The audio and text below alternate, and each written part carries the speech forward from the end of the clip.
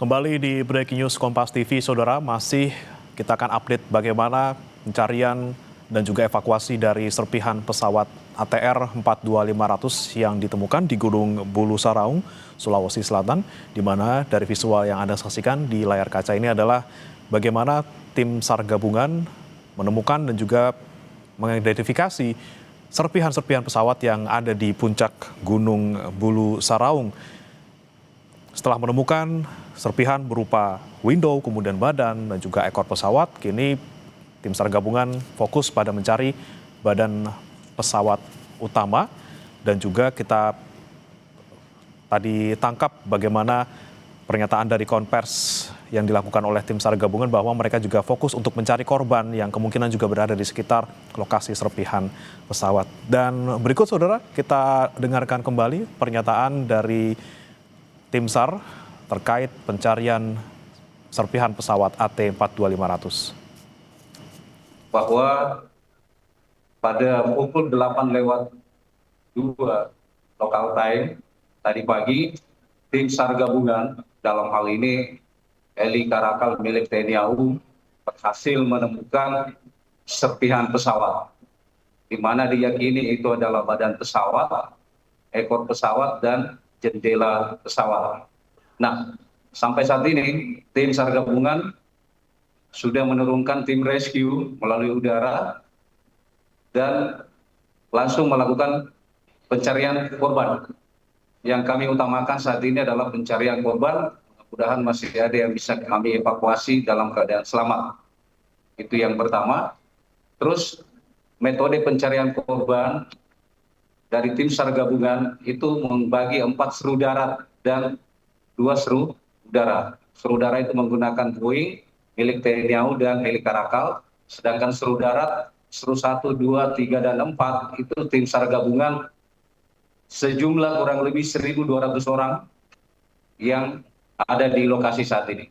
Kami dari Basarnas sebagai SNC itu membagi 4 seru dan membagi 4 titik pencarian melalui SAR atau penyapuan lewat darat, sehingga tidak ada korban yang terlewatkan dengan penyapuan SAR tersebut, sesuai dengan pengalaman kami di operasi-operasi pesawat di tempat yang lain. Habis rapat koordinasi terakhir dengan seluruh stakeholder yang terlibat dalam kegiatan tim SAR gabungan ini, akhirnya kurang dari 24 jam nih kebesaran saya. Kita sudah bisa menemukan exact location jatuhnya pesawat. Yaitu dimulai dari kegiatan 05.30 kita sudah melaksanakan briefing, kemudian dilanjutkan dengan take off heli Karakal. Karena sudah mendapatkan informasi seperti yang disampaikan oleh Basarnas tadi bahwa ada indikator serpihan pesawat, kemudian menuju ke tempat tersebut. Sehingga pada pukul 07.17 itu ditemukan. Kemudian seperti yang disampaikan oleh Basarnas, 08.02 itu diyakinkan oleh tim darat bahwa tim darat sudah menemukan serpihan besarnya. Kemudian pada 08.09, alhamdulillah di puncak Gunung Bulu Saraung ini ada tempat yang memungkinkan untuk pendaratan heli, sehingga kita bisa menurunkan tim SAR yang terdiri dari tim Pasgat dan dari Basarnas. Mereka membawa peralatan, di samping itu juga membawa alat komunikasi, sehingga kita yang ada di Pusko itu bisa langsung berkomunikasi dengan tim yang ada di TKP ataupun tempat pesawat itu jatuh. Kemudian pada 08.17 tim SAR kita 5 personil Pasgat dan 1 personil SAR sudah bisa turun dari heli dan sekarang sedang meyakinkan bersama dengan tim darat. Perlu saya sampaikan bahwa kondisi medan sangat ekstrim, kemudian cuaca juga demikian. Hari ini di samping kita mendapatkan kondisi medan yang seperti itu, juga cuaca sekarang di daerah tempat kejadian itu cukup berkabut. Kemudian hasil temuan tim SAR intinya adalah kita sudah menemukan dua bagian besar pesawat dari badan pesawat, ekor pesawat, serta jendela pesawat. Ini sudah ada koordinatnya dan sekarang tim darat sedang melaksanakan kegiatan di lokasi pendaratan. Berkaitan dengan hal tersebut, kita nanti kalau sudah menemukan korban ataupun berupa jasad dan sebagainya, kalau cuaca memungkinkan, kita akan evakuasi menggunakan heli. Dengan catatan safety first apabila kondisi cuaca dan medan memungkinkan. Kalau tidak, nanti kita akan bawa korban yaitu ke pos yang sudah berfungsi, yaitu di wilayah Kabupaten Pangkep, khususnya dari pos desa Tempobulu. Di sana sudah ada pos gabungan terdiri dari TNI, Polri, serta pemerintah daerah. Dan tadi sudah dipimpin langsung oleh Bapak Danrem 141 Totubuli bahwa beliau sudah memimpin kurang lebih 145 tim gabungan. Dan nanti setelah sudah sampai TKP hari ini sudah dibagi menjadi beberapa tim. Intinya di sana adalah kerja body system, minimal bergerak satu tim, mengingat kondisi cuaca dan medan yang cukup ekstrim. Dan saudara, kita akan tanyakan bagaimana update dari pencarian badan pesawat ATR 42500 bersama jurnalis Kompas TV Wafik Aziza yang ada di Bandara Sultan Hasanuddin Makassar di Kabupaten Maros, Sulawesi Selatan. Selamat pagi Wafik, apa yang kemudian akan dilakukan oleh tim SAR gabungan setelah ditemukannya serpihan pesawat berupa window, badan dan juga ekor? Iya, jadi pada pukul 7:15 waktu Indonesia Tengah tadi memang tim Angkatan Udara yang melakukan pencarian melalui helikopter berhasil menemukan titik jatuhnya pesawat ini. Namun yang menjadi kendala saat ini adalah beberapa bagian pesawat itu titiknya berbeda. Ada tersebar di 4 titik yang berbeda, di mana tim rescue sudah melakukan pencarian korban setelah kemudian evakuasi setelah kemudian menemukan beberapa titik dari puing-puing.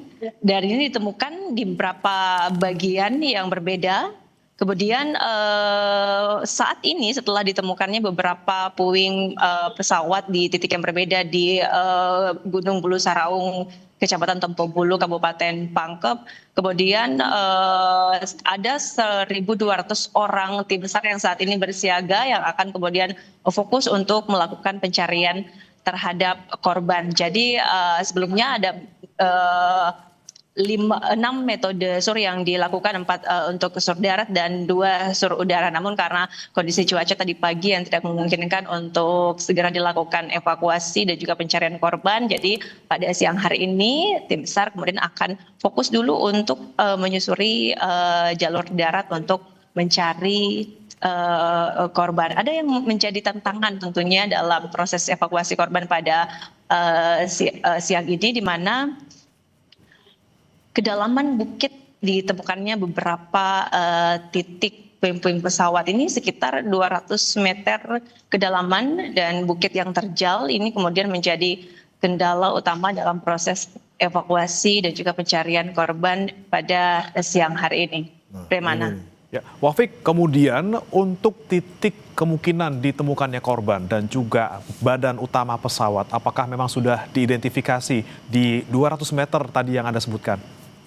Baik, ada dugaan dari pihak Basarnas bahwa pesawat yang kemudian ditemukan di Bulu Saraung ini menabrak gunung, menabrak lereng hingga kemudian terpisah jadi beberapa bagian. Ini kemudian yang menjadi fokus utama dari tim Basarnas untuk menyisir titik-titik ditemukannya banyak puing-puing dari proses evakuasi yang dilakukan pada pagi tadi. Sementara itu terkait dengan bagaimana kemudian ketika korban nantinya ditemukan, nantinya akan langsung dirujuk ke Rumah Sakit Bayangkara di Kota Makassar untuk uji antemortem, di mana personil dari RS Bayangkara juga sebelumnya sudah dikirim ke lokasi pencarian untuk bersama dengan tim SAR untuk bisa melakukan evakuasi dalam proses pencarian korban. Terkait dengan data untuk uji antemortem dalam pencarian korban ini, sudah ada satu data di RS Bayangkara, ada satu adik kandung dari co-pilot M. Hairul Gunawan, kemudian juga ada di Jawa Barat yang di mana tim dari Polri sudah melakukan jemput bola untuk didokes antemortem pada hari ini. Baik, sudah ada data antemortem dari satu keluarga, salah satu penumpang dari pesawat ATR 42500. Kemudian saat ini difokuskan di 4 titik pencarian. Terima kasih Wafiq Azizah melaporkan langsung dari Bandara Sultan Hasanuddin Makassar di Kabupaten Maros, Sulawesi Selatan. Selamat bertugas kembali. Kita masih akan update saudara bagaimana pencarian pesawat ATR 42500 usai jeda berikut.